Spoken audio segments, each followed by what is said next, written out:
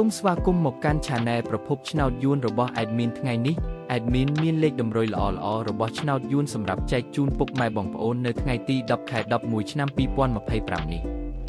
ដូចនេះ Admin មិនចង់ឲ្យចំណាយពេលវេលារបស់ពុកម៉ែបងប្អូនយូរតោះយើងមកតាមដានលេខតម្រុយរបស់យើងទាំងអស់គ្នាសម្រាប់លេខតម្រុយ2លេខមានលេខ78លេខ54សម្រាប់លេខតម្រុយអូស2លេខមានលេខតម្រុយទី1រអូស70និងលេខតម្រុយចុងក្រោយអូស50សម្រាប់លេខតម្រុយ3លេខមាន461គុណនិង232គុណ